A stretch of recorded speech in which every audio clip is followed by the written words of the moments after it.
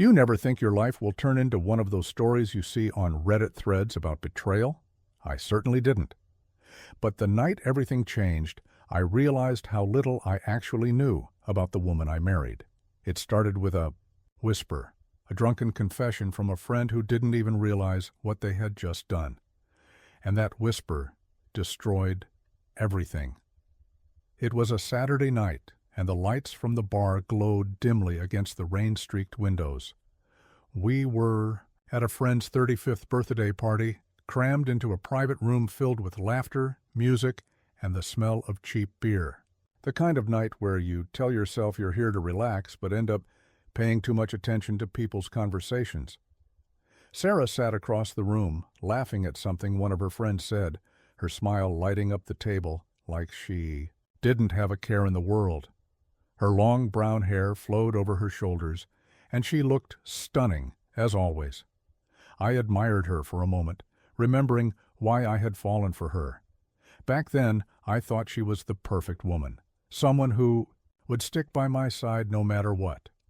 "Dude, you've got it made," my friend Mark said, slapping me on the back. He handed me a beer and nodded toward Sarah. "Look at her. You're one lucky guy." I chuckled.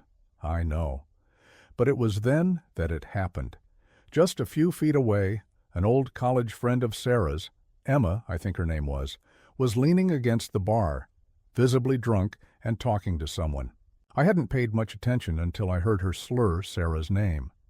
"You have no idea how lucky she is that Alex doesn't know," Emma said, her voice dropping into a giggle. I froze.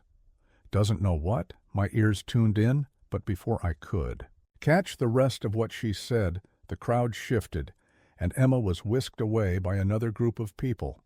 For the rest of the evening, those words circled in my mind like vultures. What was I supposed to not know? By the time we got home, Sarah was in a good mood, humming softly as she kicked off her heels and headed to the kitchen. But I couldn't shake the knot in my stomach. I followed her, leaning against the doorway as she poured herself a glass of water. "Did you have fun tonight?" I asked casually. She nodded, smiling. "Yeah, it was nice seeing everyone. We should go out more often." For a moment, I wanted to drop it, to believe that what Emma said was just drunken nonsense. But something inside me wouldn't let go. "Hey, who was that girl you were talking to at the bar? Emma, right?" Sarah blinked, her expression briefly shifting to confusion before she shrugged it off. "Oh yeah, we went to college together. I haven't seen her in years." I watched her closely, searching for any sign of hesitation. She seemed normal, but maybe too normal. Her answer was smooth, rehearsed even. "She said something weird tonight," I pressed, keeping my tone light. "Mentioned that there's something I don't know. Any idea what she meant?" Sarah laughed, and for a second I thought I was being ridiculous. Emma's always been dramatic when she's drunk. Don't take anything she says seriously. She kissed my cheek and headed upstairs to change. I stood there, gripping the counter, fighting the urge to dig deeper. Was I overthinking this? Maybe I was being paranoid, letting one offhand comment get under my skin. But as I lay in bed that night, listening to Sarah's steady breathing next to me, I couldn't let it go. The next day, I decided to play it cool and see if any cracks would show on their own. But the more I paid attention, the more things felt off. Little things. Sarah started getting more text messages than usual, and every time her phone buzzed, she tilted it away from me. She claimed it was work, but when I casually asked about it, she gave vague answers. One evening, while I was in the garage working on the car, I heard her laughing on the phone. It wasn't her usual laugh, it was softer, flirtier. I crept toward the side door, listening as her voice lowered. "No, he doesn't suspect anything," she said. My blood ran cold. I stepped back quietly, my heart pounding so hard I could hear it in my ears.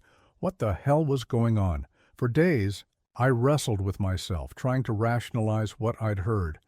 Maybe she wasn't talking about me. Maybe it was a misunderstanding. But deep down, I knew better. The breaking point came when Sarah told me she had a work trip planned for the weekend. She packed light, too light for what she claimed would be a 3-day conference in the next state over. When I kissed her goodbye that morning, I knew this wasn't just in my head, It was real. I wasn't imagining it. She was hiding something, and I was going to find out what it was. I didn't follow her that weekend. As much as I wanted to, I knew if I acted too soon and jumped to conclusions, it could backfire. But I wasn't going to sit around and do nothing either. Instead, I put the pieces together from home. I checked our joint credit card transactions, her phone logs, anything that could tell me where she was going and with whom. I was hunting for breadcrumbs, and it didn't take long before I found the first crumb, a hotel booking, not at the conference center she had mentioned, but at a luxury hotel 2 towns over. She had charged it to our card, probably thinking I wouldn't notice since she usually handled most of the bills. But there it was, staring me in the face, a reservation for 2 nights. My stomach twisted in knots as I scrolled through the rest of the transactions. Dinner at an upscale restaurant, a spa appointment. This wasn't a work trip, it was a getaway. When she came home Sunday night, she walked through the door like nothing had happened, tossing her suitcase to the side and giving me a tired smile. "Long weekend," she sighed, kicking off her shoes. "How was your weekend?" I stared at her, my blood boiling beneath the surface. I wanted to confront her right then and there, demand the truth. But I kept my cool, forcing a smile. "Quiet. I got some work done around the house." She nodded, absent-mindedly, and headed for the shower. I sat on the couch clenching my fists. The scent of her perfume lingered in the air, stronger than usual. A thought hit me like a punch to the gut. Was she covering up someone else's scent? I felt sick. I waited until she was asleep that night before I unlocked her phone. The passcode hadn't changed, and my heart pounded as I scrolled through her messages. But they were clean, too clean. No texts from unknown numbers, no suspicious chats. She must have deleted everything, but she couldn't erase everything. Not the call log. One number popped up over and over again, especially during the weekend. I copied it down and went to the garage where I dialed the number on my own phone, blocking mine in case someone picked up. It rang 3 times before going to voicemail, a man's voice. I hung up before the message finished. My breath hitched, and I leaned against the wall, feeling like the ground had been ripped from under me. It wasn't just suspicion anymore. There was another man. The next morning, I couldn't hold back any longer. As she sat at the kitchen table, sipping her coffee like everything was fine, I slammed my phone down in front of her. The number glared at her from the screen. Bold and, accusing. "Who is he, Sarah?" I asked, my voice low but shaking with anger. She looked up, her face briefly contorting with shock, before she masked it with confusion. "What are you talking about?" I pointed at the phone. "Don't play dumb. I know you've been calling him. I know about the hotel, the dinners, everything." Her hand trembled slightly as she set her coffee down, but she quickly folded her arms, putting on that defensive front she always used when we argued. "Alex, you're being ridiculous. That's a coworker. We had meetings during the conference, and I had to coordinate things with him." "Really?" I laughed bitterly. "Because last I checked, most work meetings don't take place over candlelit dinners and weekend getaways." She stood up, the chair scraping against the floor. "Are you seriously accusing me of cheating based on a few phone calls and hotel receipts? Do you even hear yourself right now?" I stepped closer, my voice rising. "I'm accusing you because you've been lying to me, Sarah. I heard you on the phone saying I don't suspect anything. What else am I supposed to think?" Her eyes flickered with something. Guilt? Panic? She quickly covered it up with indignation. "You're twisting things. That call wasn't about you. It was about work. I'm tired, Alex. I'm tired of you constantly questioning me." "I wasn't questioning you until now," I snapped, "because now I have proof. You've been sneaking around, deleting messages, and covering your tracks. Why, Sarah, if you're so innocent, why hide it?" Her lips trembled, and for a moment I thought she would finally admit it. But instead, she turned the tables. "This is exactly why I didn't tell you anything. You always overreact and think the worst of me. I can't even have a male coworker without you thinking I'm having an affair. You don't trust me, Alex." That hit a nerve. Don't trust her? Trust was the foundation of our marriage, and she had shattered it. And now she was trying to make me the bad guy? I ran a hand through my hair, pacing the kitchen. Don't do that. Don't try to make this about me. I wouldn't have to dig through your phone if you weren't acting so damn suspicious, she scoffed, crossing her arms tighter. Suspicious because I'm busy with work? Do you even know how stressful this project has been for me? Instead of supporting me, you're interrogating me like I'm on trial. I stared at her, my chest heaving. She wasn't going to admit it. No matter how much I pushed, she would. Keep spinning her web of lies until I either gave up or lost my mind. But I wasn't giving up. Not this time. I grabbed my car keys. I need some air. Yeah, maybe you do, she muttered under her breath. But I heard it. As I drove aimlessly through town, her words echoed in my head. You don't trust me. You're overreacting. Classic gaslighting, and the worst part was that it almost worked. I almost believed her, but I had one more card to play. The next day, I contacted Sarah's ex-husband, Ethan. It wasn't something I wanted to do, but desperate times called for desperate measures. He answered my call reluctantly, and we agreed. To meet at a local diner, Ethan was older than I expected, with graying hair and tired eyes. He looked like someone who had been through the ringer and barely made it out. We exchanged awkward pleasantries before I cut to the chase. I need to know the truth about Sarah, I said, leaning forward.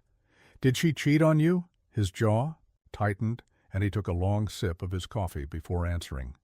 Yes? The air left my lungs. He continued, his voice heavy. I found out a few months before we split. She was seeing a coworker. I confronted her, but she denied it until I showed her proof. Even then, she didn't seem sorry, just angry that she got caught. The diner around us faded away as his words sank in. This wasn't the first time. I drove home that night with my mind racing. Sarah's lies were deeper than I thought, and if I wanted the full truth, I'd have to catch her red-handed. There was no other way. I was done waiting, done giving her the benefit of the doubt. The trap was set. I wasn't a man who usually plotted revenge, but betrayal has a way of twisting you into someone you don't recognize. I wasn't looking for just an apology. I wanted Sarah to feel the weight of what she had done. I spent the next few nights replaying every interaction, every sign I missed. I knew that catching her in the act was the only way to destroy her defense, but I had to be smart, subtle, so I played along. I acted as if the confrontation in the kitchen never happened. I gave her space, didn't press her for details, and waited for her to feel safe again. I wanted her to think I was letting it go, that I had given in to her gaslighting. Meanwhile, I quietly gathered information. The key was her phone. One night, after she had fallen asleep, I slipped it from her nightstand and went straight to her email. I didn't need a private investigator. I needed to think like her. I typed in the name of the hotel where she had stayed and found exactly what I was looking for. Confirmation emails, dinner reservations, and a forwarded receipt from a weekend massage for two. But that wasn't the real jackpot. The real clue was buried in a string of archived messages from a second email account I hadn't known about. There it was, her conversations with him. The messages weren't even subtle. They ranged from flirty exchanges to explicit ones. She had saved everything like a twisted souvenir of their affair, probably thinking I'd never think to look. I took screenshots of everything and sent them to my own email. My hands shook the entire time, not from nerves, but from the adrenaline of knowing this would be the end game. I carefully placed her phone back on the nightstand, and as I lay in bed next to her, I wondered how someone who claimed to love me could do this. I waited for the right moment, and it came faster than I expected. That Friday evening, Sarah was getting ready for another girls' night out, an excuse that had become her go-to cover lately.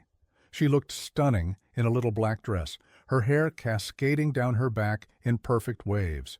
"Where are you guys going tonight?" I asked, leaning against the bedroom doorframe, pretending to admire her. She smiled as she adjusted her earrings. "Just dinner and drinks at the Velvet Room, nothing too crazy." I nodded, keeping my expression neutral. "Sounds fun. I'll probably just order some takeout and watch the game." She kissed my cheek on her way out the door. "Don't wait up." As soon as her car pulled out of the driveway, I grabbed my jacket and followed.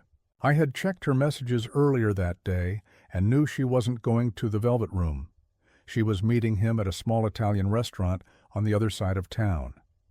I parked a few spots away and waited, my heart pounding, as I saw her car pull in. A few minutes later, he arrived, stepping out of his car like he didn't have a care in the world. I watched them embrace, their silhouettes illuminated by the restaurant's warm lights. My grip tightened on the steering wheel, but I forced myself to stay calm. Not yet. I followed them inside at a distance, slipping into a booth where I could see them, but they wouldn't notice me. They were seated by the window, holding hands across the table, laughing like they were in some kind of romantic movie. I wanted to smash the glass between us, but I stayed put, watching, recording small video clips with my phone. After about an hour they left and drove to a nearby hotel, the same one from her previous work trip. I followed them again and waited in the parking lot, watching them disappear inside together. The final nail in the coffin. I didn't need to confront them there. I had all the proof I needed, and my plan was just getting started. When she came home the next morning, looking exhausted and wearing the same dress from the night before, I was sitting at the kitchen table, a cup of coffee in front of me, and the screenshots printed out in a neat pile. "Good morning," I said, my tone calm. She froze in the doorway, her eyes flicking to the papers on the table. The color drained from her face. "What's that?" "Go ahead," I said, gesturing for her to sit. "Take a look." Her hands trembled as she flipped through the pages. Emails, photos, reservation confirmations, and even the video clips from the night before. Tears welled up in her eyes and she covered her mouth as if she couldn't believe it. "Alex, I can explain," she whispered, her voice cracking. I leaned back in my chair. "I'd love to hear it," she sobbed, clutching the papers to her chest. "It was a mistake. I didn't mean for this to happen. I love you. I do. I was lonely, and he was there for me when you weren't," I scoffed. "So it's my fault?" "No, that's not what I'm saying." She reached across the table, but I pulled my hand away. "Please, Alex, don't throw everything away. We can fix this. I'll end it with him. I swear." I shook my head, the weight of her words crashing down on me. "Fix it? How do you fix this, Sarah? How do you fix months of lies? How do you fix telling another man you love him while I'm sitting at home trusting you?" She sobbed harder. "I'll do anything. Please, I'll go to therapy, counseling, whatever you want." I stood up, gathering the papers and shoving them back into the envelope. "It's too late. I've already spoken to a lawyer. The divorce papers will be ready next week." Her sobs turned into anger, and just like that, she flipped the switch again. "You're just giving up? After everything we've built? You're throwing this away because of one mistake?" "One mistake," I repeated, laughing bitterly. "You call months of sneaking around, gaslighting me, and lying a mistake?" "No, Sarah. You threw this away the moment you decided I wasn't enough for you." She stood, her face red with rage. "Fine. You want a divorce?